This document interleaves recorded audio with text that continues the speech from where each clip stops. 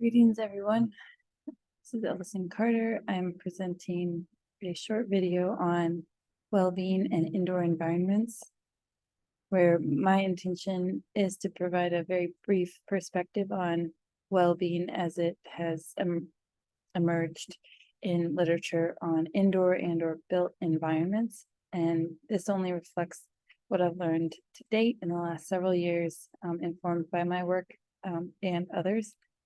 I wasn't able to complete the data analysis I had hoped to share from some of my own survey-based work, but believe that if it's relevant to our group, that can come up during the workshop or at a later time.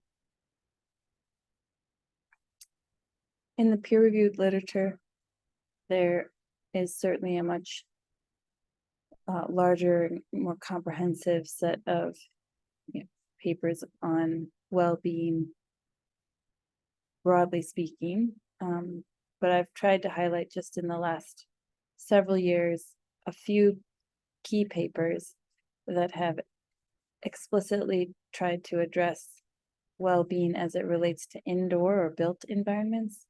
The first one itself is a bit of a stretch already because it's more focused on understanding daily energy use and well-being.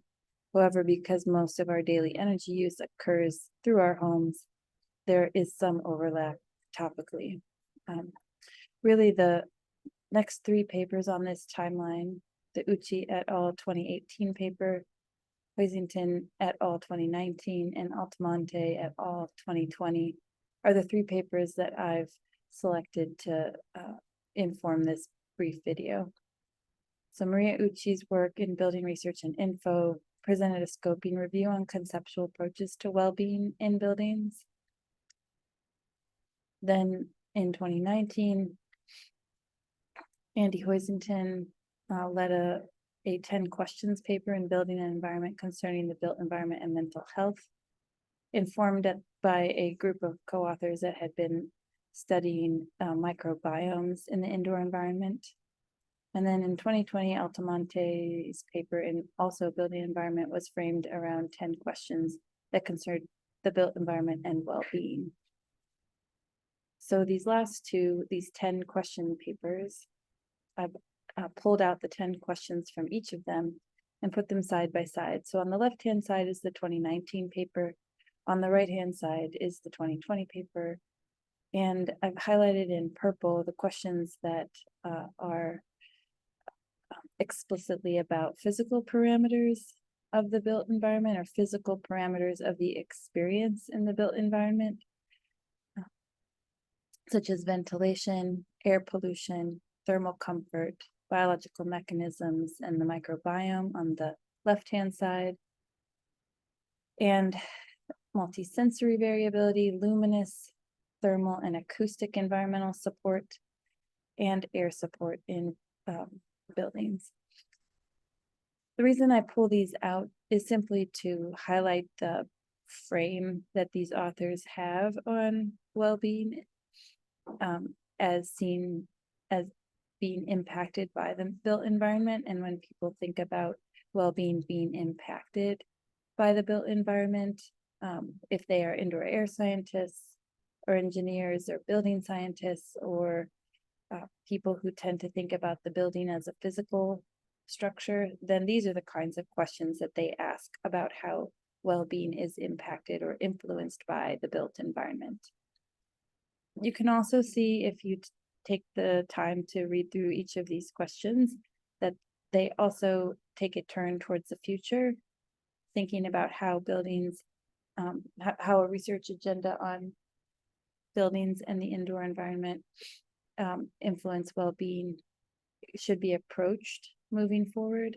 And they also turn towards more of a systems-oriented or systems thinking approach to the indoor environment and well-being, thinking about how systems in the built environment could be monitored, how they could be used to communicate about well-being or indicators of well-being, and how they could be managed as holistically. Both of these papers are very readable and provide some insight on this narrow perspective. narrow not as a criticism, just that this is only one way of thinking about well-being and thinking about how well-being is influenced by the indoor environment. But I think these questions can be illuminating as to what the perspective of the field is on this topic. And when I say the field, I'm thinking primarily of people who study indoor environments as physical spaces. Moving backwards in time, this is what I consider to be the figure of merit from the scoping review published by Uchi et al. In 2018. In the center of the figure is the concept of well-being and buildings. Encircling that concept are a handful of other small to medium-sized circles that each represent different domains of well-being as they have emerged in the literature over time, different branches of literature, I would say. So some are quite mature and common, like eudaimonic and hedonic concepts around well-being that include personal growth, control, and autonomy for the eudaimonic domain, and happiness, affect, and satisfaction for the hedonic or subjective well-being domain. Some of the other domains of knowledge around well-being encompass or include social, productive membership in society, mental health, physical health, and environmental quality, satisfaction, and comfort. The size of the circle reflects qualitatively the amount of literature that the author group was able to review for this for this scoping review. So you can see that environmental quality, satisfaction, and comfort is the most dominant, as represented by the largest circle, in terms of thinking about well-being and buildings. This doesn't mean that this has to persist in the future. This is a reflection of what these authors were able to review to date. I think this figure is a good one to reference and come back to when I think about well-being and buildings and well-being in the residential environment. I think that it might be also a good jumping off point for thinking about what might be missing or what we might want to integrate into our own work as a team that could fill some gaps